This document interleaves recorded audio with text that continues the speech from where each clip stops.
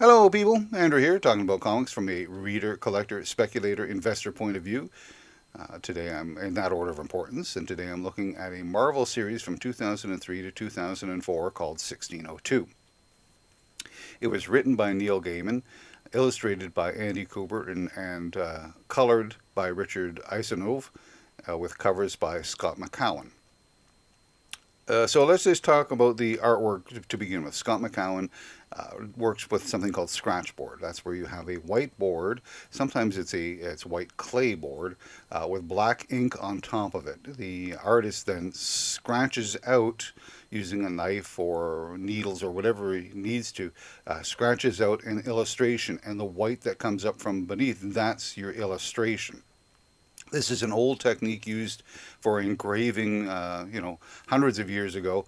And this Scott McKowen is a practitioner of it, and he's very well known and very well respected in this field, and does a number of theater posters. He does book jackets, and now we're blessed with 8 covers for this 1602 series. Andy Kubert, I'm sure you've heard, he's done a lot of comic book artwork. What they did for this particular book, though, is that they bypassed the inker and went straight to digital coloring with Richard Isanove, which gives the images a sort of softer and fuller look than you would get in a traditional comic. The whole art package itself really makes the book stand outside of your traditional comic book fare. And yes, it does elevate the book entirely just because of the artwork. So, the story, it's written by Neil Gaiman, very famous writer of books and TV shows, and also, the Sandman series over at DC Vertigo. It's been like 7 years since he's written a comic book, and Marvel approached him and said, "Would you like to write a comic book?" And he said, "Yes, I would." And this was around 2001. But something happened in 2001. We had the Twin Tower attacks on September 11th. And this, shook a lot of people, and Neil Gaiman included. And he said, "You know what? I don't want to tell a story that's going to involve bombs and guns and skyscrapers. I don't want a story where might makes right or might makes anything. So I want to change where and how I'm setting this story." And he decided that he's going to settle on 1602. Now, 1602 in our world, it was a very exciting time. There was Queen Elizabeth was on the throne. Her health was poor, with James of Scotland looking in the wings to take over the monarchy. The Spanish Inquisition was in full force, and the colonies were being settled over in America, including a place called Roanoke. Roanoke is a story in itself, but I won't get into that right now. So there's a lot going on in our world, and this is duplicated in 1602. A lot of what I've just mentioned is happening here. Slight variations, but Queen Elizabeth is on the throne. James is waiting on the wings. Spanish Inquisition, all of that. So the story is set in this time period, in this setting. And what's happened is that there's some strange goings on in the night sky. There's very colorful, very loud at times. It's an omen that the world is coming to an end. So it is up to the heroes of 1602. In this case, 2 of the Queen's advisors, Nicholas Fury and Stephen Strange, to try and figure out what's all this lighting? What is this all about? What is it? What is it leading up to? And how do we stop it? What's happening in 1602, though, is that a number of the Marvel heroes from the Silver Age are now sort of reconfigured here in this world. As I mentioned, Nicholas Fury, he's like head of the security for the Queen. Stephen Strange, he's sort of the mystic advisor, the advisor of the unnatural and some of the unknown. Not that the world believes a great deal in witchcraft, but it still exists. I mean, you've got James of Scotland who's on a witch hunt, and he's hunting down the witch breed.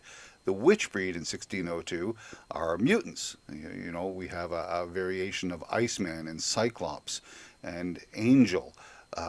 They're in here as well, but they're considered witch breed, and they're being hunted down.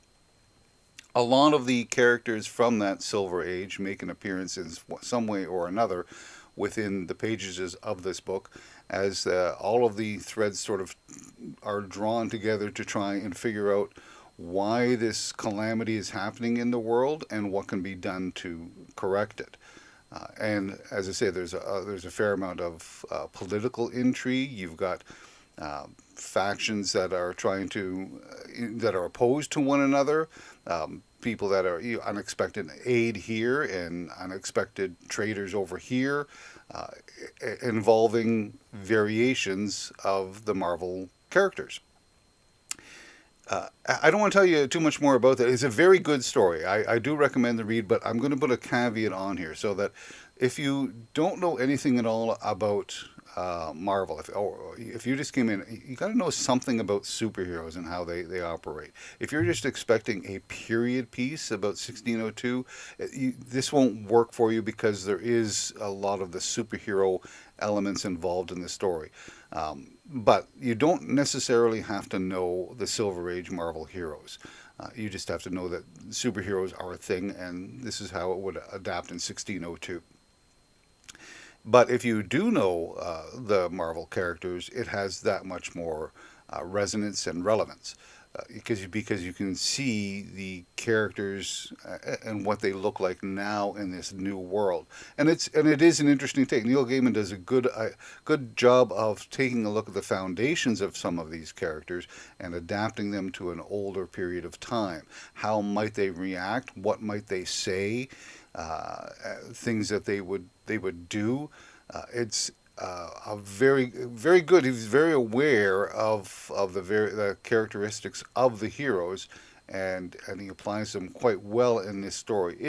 It's not a convoluted story, but it is a layered story with a number of different things happening throughout. And as I say, it's fun to see the variations of certain characters. So it's only 8 issues long. This is my favorite cover of the bunch. There's includes a character called I think her name is Virginia Dare, sort of a shape changing creature, but I don't want to get too much into that. But she's involved, and she's from Roanoke.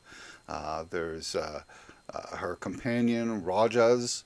That protects her, and he's got a very important part to play within this story. All of this intrigue that is going on. It's a well told tale, and I thoroughly enjoyed all 8 issues.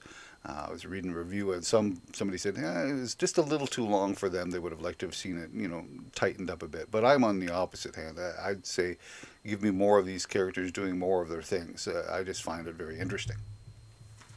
And as I say, Neil Gaiman being a fine writer. This is the interpretation of Daredevil, who's a very interesting character within this series. He's the bard,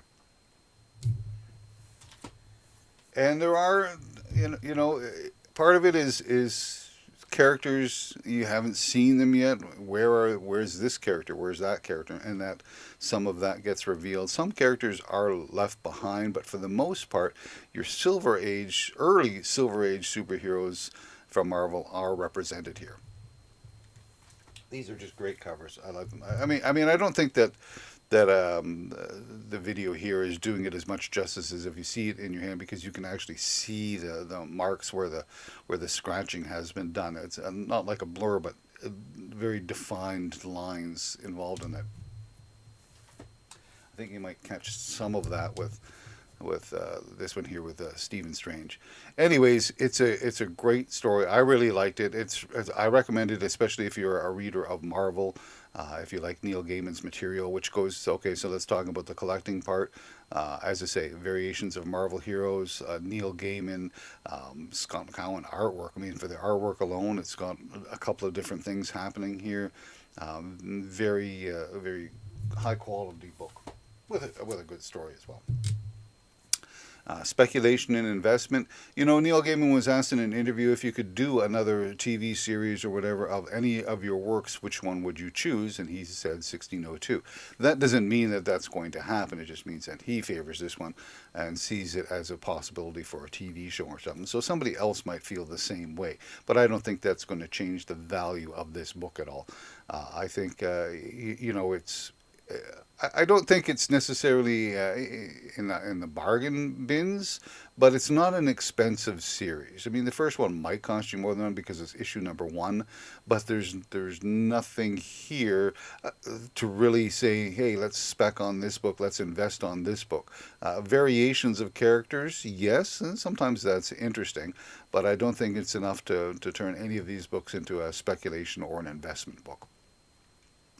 I don't think you might be able to find some of this stuff in the bargain bin, but it's not going to cost you a ton of money just to buy the thing. I also got the trade paperback because I got this for like $5 from the Value Village, and it's the whole thing. It's all 8 issues in there, and you get the artwork, and then there's stuff at the end. There's a sketchbook and some of Neil Gaiman's scripts and what have you in there, and I paid $5 for that at the at the local thrift store.